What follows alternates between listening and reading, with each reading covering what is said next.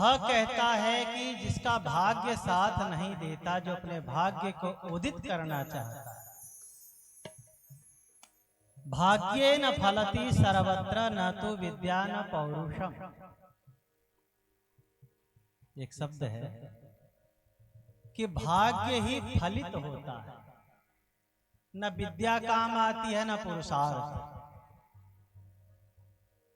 और संसार में देखने को मिलता है, एक से एक मूर्ख को हमने अच्छे अच्छे पोस्ट पे देखा है, दिन भर बेतुकी बातें करता है, पर फिर भी दुनिया उसके पीछे पड़ी रहती है। ये भाग्य ही तो है।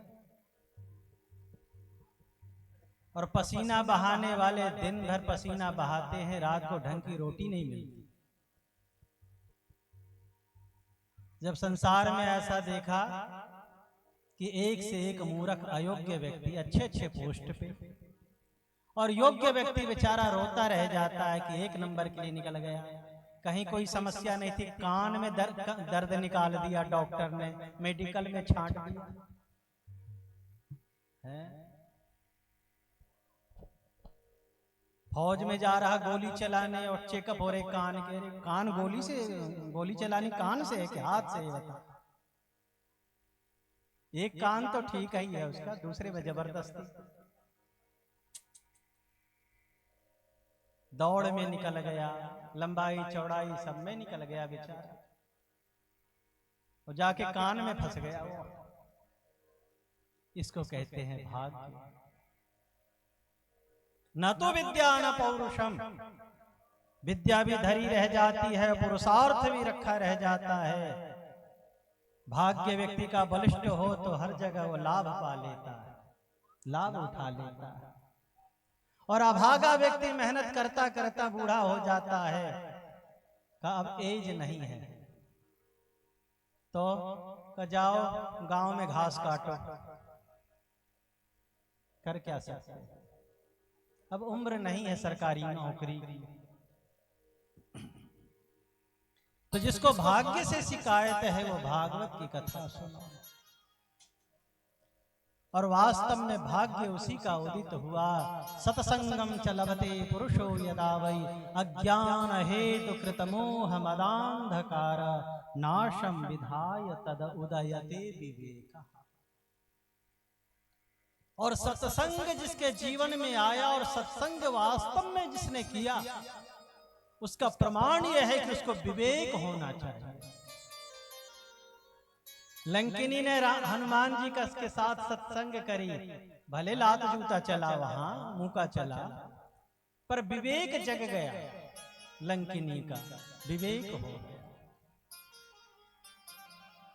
बंधन मुक्त हो गया। सत्संग का प्रभाव है विवेक हो जाना।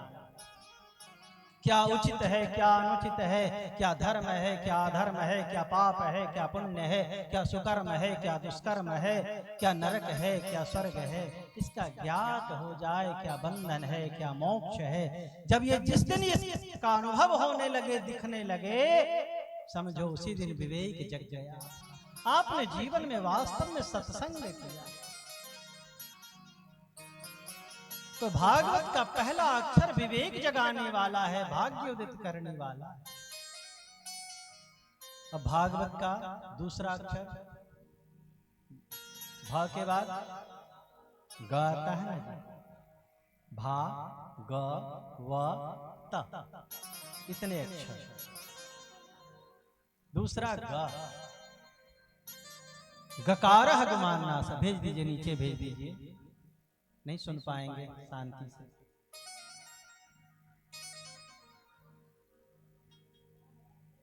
गकारः गुमाननासः। भागवत का दूसरा जो अक्षर है वो कहता है भगवान की कथा सुनो। सुनेंगे तो क्या मिलेगा? मनुष्य तो लालची होता है, इसलिए आप जितने भी धर्म रचनाएं देखिए, धर्म ग्रंथों की, सब में फल आशा है, फल लिखा हुआ, फल महिमा।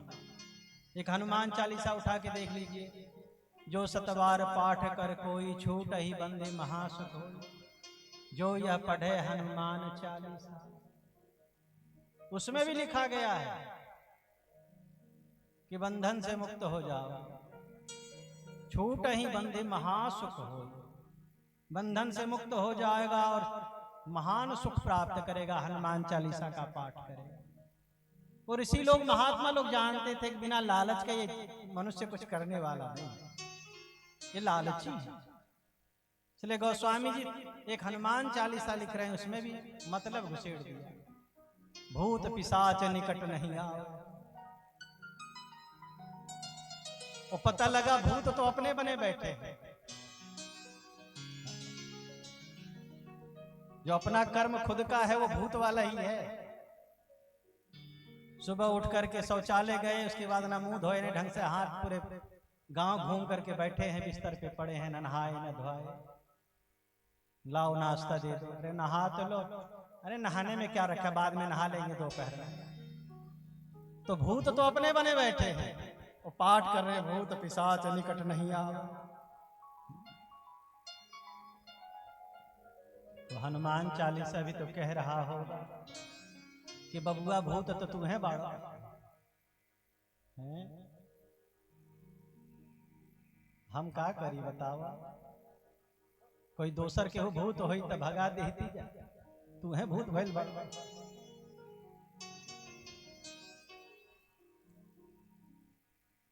तो गकार गुमान नाश, भागवत का दूसरा अक्षर ग कहता है कि अहंकार का नाश होता है। भगवान की कथा सुनने से जीवन में विनम्रता आती है, सज्जनता आती है, साधुता आती है और झूठे अहंकार का नाश होता है। जिस अहंकार के कारण ये मानव अपना आत्म कल्याण नहीं कर पाता है, धर्म की मर्यादा को बार बार उल्लंघन करता है, कुचलता रहता है, ये मानव दुर्लभ मानव तन को सार्थक नहीं कर पाता है। उस अहंकार का नाश भगवान की कथा करती है और एक सुंदर अहंकार का जन्म देती है। बिना अहंकार का जीवन संभव नहीं है।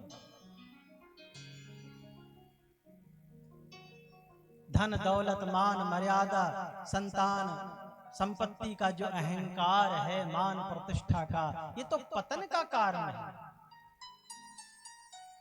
अहंकार होना चाहिए जीवन में, बिना अहंकार जी भी नहीं सकते। तो अहंकार हो तो कैसा हो, का हनुमान जी जैसा अहंकार हो। हनुमंत लाल को जो अहंकार है वो अहंकार हमें हो। अस अभिमान जाहि जनि घोरे, मैं सेवक रघुपति पति मोरे। ये अभिमान जीवन कि मैं सेवक हूं और मेरे स्वामी भगवान राम हैं, वो सीतापति हमारे स्वामी। इस अहंकार के अतिरिक्त संसार के जितने भी अहंकार हैं वो सब अमंगलकारी है और मंगलकारी एकमात्र अपने इष्ट देव का अहंकार ही है। भगवान के प्रति अहंकार हो, ये भगवान की कथा सिखाती है, ये प्रदान करती है और मिथ्या अहंकार का नाश करती है। तीसरा अक्षर वा भागवत का, वरीयाणे सर्वशास्त्रेषु।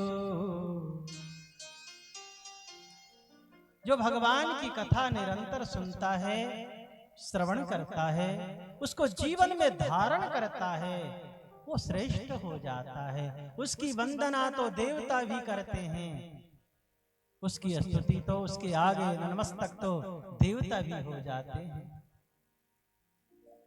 उसके हृदय में तो भगवान कैदी बन करके विराजमान हो जाते हैं। सद्यो हृदयवरुद्धते अत्र कृतिभिः शुश्रूभिः तत्क्षणात्। भगवान तो तत्क्षण, जो भगवान जिसका मन कथा में रम जाता है, जिसके हृदय में भगवान की कथा विराजने लगती है, ये भागवत का वकार कहता है, उसके हृदय में तो सद्यो हृदयवर्धते अत्र कृतिभिः शुश्रूभिः तत्क्षणात्।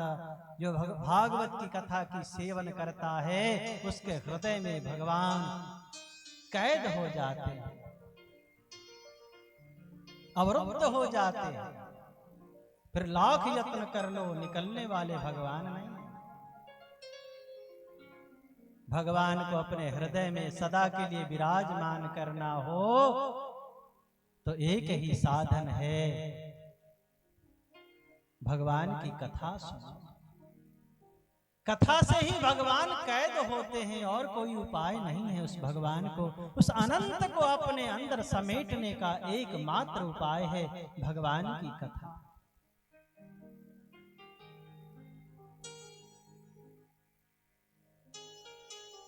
और अंतिम अक्षर है भागवत का ता। तकारः तापत्रय विनाशाय। जो अंतिम अक्षर भागवत का ता है वो कहता है, कहां भटक रहे हो, आओ भागवत के शरण में आओ, भागवत की कथा सुनो। ये कथा तुम्हें तीनों तापों से मुक्त कर देगी। दैहिक, दैविक, भौतिक, तीन प्रकार की आग होती है। जो हमारे और आपके शरीर में तीन प्रकार की आग लगी हुई है, हम उसमें जल भी रहे हैं और दिखते भी नहीं है कि हम जले जा रहे हैं। और वो आग है दैविक, दैहिक और भौतिक, तीन प्रकार की आग। कुछ देवताओं के द्वारा प्रदत्त जो दुख है वो भी आग ही है। हमने तो नहीं देखा, पर जून जुलाई के महीने कैसी लू चलती है इधर। हम तो डर से नहीं आते इधर, उधर ही हिमालय में पड़े रहते हैं। वह है देवताओं के द्वारा प्रदत्त दुख। शरीर में जो बीमारियां हैं वो दैहिक ताप है। एक महीने पहले तो बड़े सुंदर दिख रहे थे, क्या हो गया? मुंह तिजोरी जैसे बंद हो गई, क्या हो गया? क्या बीमार पड़ गए थे, टाइफाइड हो गया था। ऐसी बीमारी भी तो आ गई है जिसमें ये जीव जलता रहता है। और भौतिक सबसे खतरनाक आग तो वो है, वो अग्नि है जो कामनाओं की है। वो तो ज्यादा जो जलाती भी है और जलाने के साथ साथ रुलाती भी है। सोचा कुछ और हो कुछ जाता है। भौतिक वस्तुओं की जो कामना है, ये तो सबसे खतरनाक आग है। जन्म जन्म से जलते रहे और आगे भी उसी की तैयारी है। ये भागवत का अर्थ मैं अपने हिसाब से ये लगाता हूं। बोले भागवत भगवान की जय। नैमी से